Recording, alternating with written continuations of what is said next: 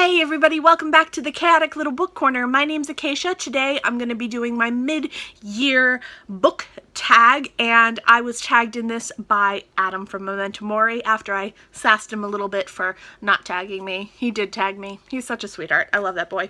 Alright, so let's dive right in because we've got about 15 questions to go through, and we're going to start off with the first one, which is, what is the best book I've read so far in 2017? And for me, that is The Doll's Alphabet by Camelia Gradova, and this is a short story collection. I've talked about this before in my top 5 video. I will be doing a full in-depth review on this later on in the year.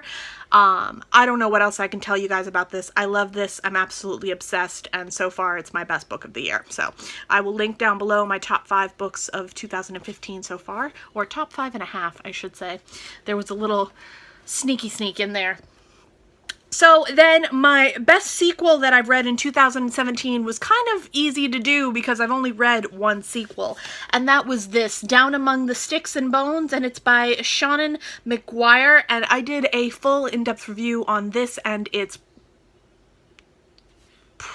is a prequel to Every Heart's a Doorway, and I did a review on both books together, so I will link that down below in the doobly-doo.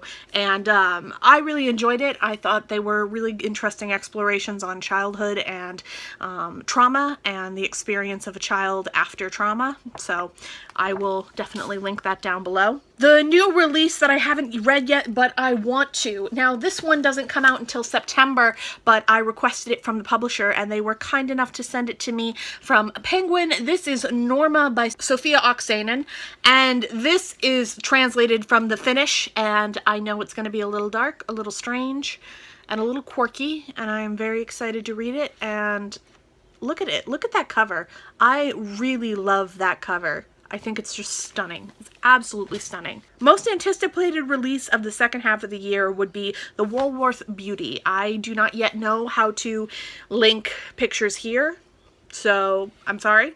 There is no picture of the cover for me to show you, but I do have this on pre-order, and it has been compared to Sarah Waters and to Michael Fabler, so of course I had to jump on that bandwagon. The biggest disappointment for me was Dune. Now, Dune, for me, was something I went into with really no expectations, aside from everyone swore it was the ultimate sci-fi. I just don't feel smart enough to understand this sci-fi. I don't understand this kind of sci-fi. It doesn't make sense to me. It doesn't feel like what I like. And I was severely bummed out by it. I think I ended up giving it 3 stars. To be honest, I probably would have given it a 1 or a 2. If I really think about it now, which I probably should just change my rating, but honestly, it did nothing for me. I felt it was a real disappointment, and it was a chunker. It's 694 pages. I spent hours on this. Hours. I listened to it on Audible, and I read it as well, so I kind of went back and forth, but, it was painful for me. Painful. I could not tell you how much more. So, on a happier note, the biggest surprise that I had was this. This is Grace by Natasha Dion. This book, for me, was absolutely stunning, wonderful, psychological thriller-esque historical fiction goodness. I adore it. If you want to know more about it, I will link down below, again, my 5, well, actually, I've done like 3 different times that I've raved about this, but I will link down below my 5.5 top books of 2017 so far, and this is talked about there. So there's that. And then my new favorite author is Sarah Waters. Now, I don't think she writes the most beautiful prose on the planet. I don't think that she even is the best writer on the planet. But I do think that she is a new favorite writer for me, in that she is somebody that I know now that I can pick up her books, enjoy them, just read through them, not really be too stressed. They're just fun, easy, just all around good reads. They're solid, and I enjoy them. I'm really excited to continue. I own all of her works, and I'm happy to do so and to support her as an author. So I definitely enjoyed her, and Fingersmith is my favorite one so far. It's a 5-star read. It's pretty epic. I really like it. If you haven't read it yet, you should read it. you should read it. Newest Fictional Crush. Now, this is not like a hugely new fictional favorite crush, but Colonel Brandon. Colonel Brandon from Sense and Sensibility is my love bug. I adore him. I think he is the sweetest man, and I think he is so underhyped and so underrated, and I think that there are so many things about him that are so wonderful, and I just love him, and I want to hug him, and yes, that is my fictional crush. My newest favorite character in fiction would be Natasha from War and Peace. I absolutely adored this book in some facets, and then in other facets, I did not. I found myself very, very, very torn by the ending of how I felt about this book, but in general, I really enjoyed it, and it was a adventure, to say the least, to get through this whole thing, but I really associated and felt very strongly for Natasha, and I really enjoyed her as a character, and I really love her, and I feel a lot of feelings for her, and I feel very bad that she had to go through the life that she did, even though some of it was her own doing, but still, like, she didn't really have many choices in her life, and she was so young and so hurt, and Natasha's my crybaby, and I just love her, and I want to hold her and make her feel better, because she was sad. She was very sad, and it made me sad. I cried. Then, oh, book that made you cry. Irony. This one made me cry tears of anger. This one made me so angry cry that it was ridiculous. This is The Hate U Give, and it's by Angie Thomas. This is a book about a young girl who is in a car with her friend, and the two of them are black, and they are pulled over by a police officer, and the police officer shoots her unarmed friend because he believes that he is reaching for a gun or something to the effect.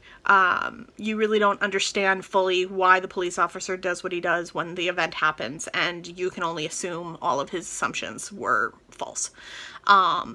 And it goes into the ideas of race and identity and what it's like to be a black person, trying to come into contact with the police in this day and age, what it's like for them to experience being pulled over. There are so many things in this that I didn't understand. I just took for granted, for the example of just being pulled over and knowing that I'm probably not going to get shot and I don't have to fear that at all. I've always taken that for granted, and I seriously don't now. It scares me so much to think about how that would be and how that would feel, and it just made me cry. Lots of anger and sad tears, and I felt so many feels in this book, and it really touched me in a specific way. A book that made me happy, and that would be Margaret the First by Daniel Dutton. Now, this one I really didn't talk about too much.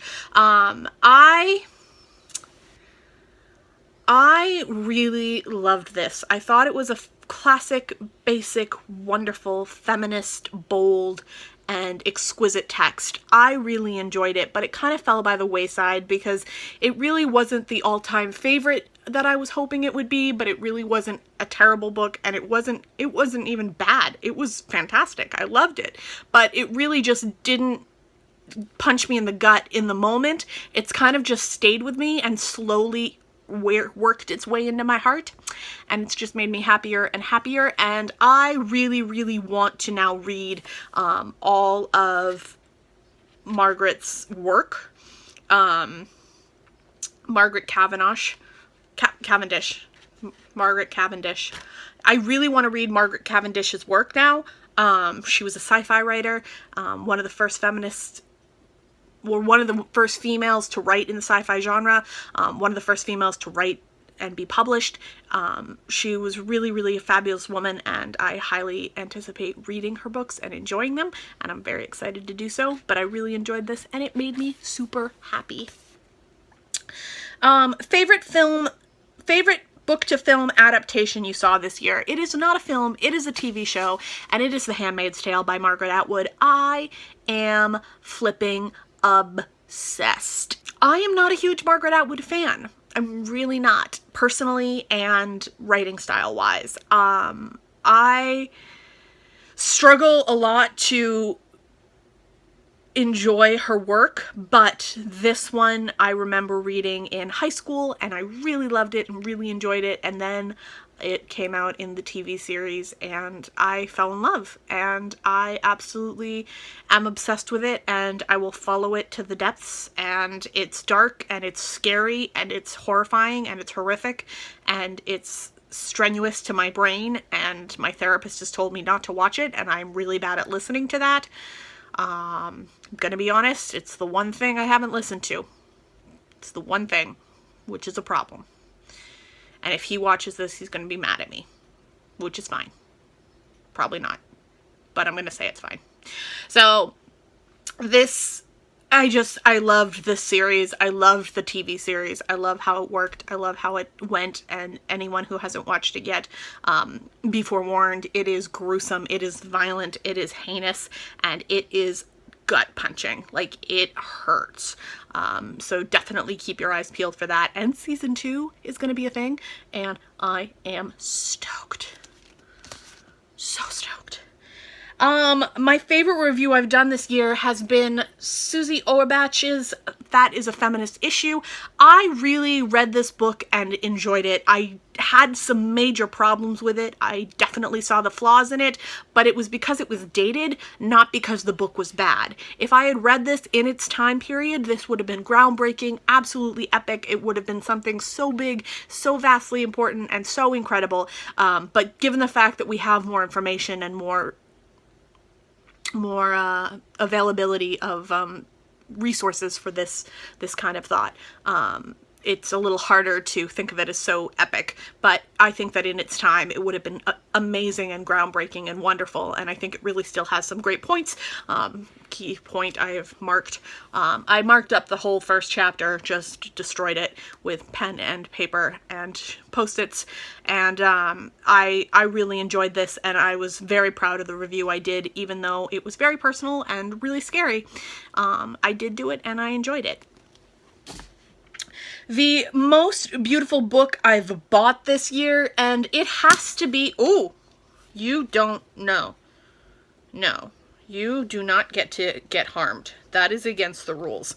I tracked this baby down. Like, there was research involved, and phone calls, and lots of yelling, and a lot of personal hyperventilation that went with this book and making sure that it ended up on my shelf, and therefore it is the most beautiful, most hardworking, like, this is the book that I've worked the hardest to get on my shelf, and I am so proud of it, and I'm so excited by it, and I think it's so gorgeous, and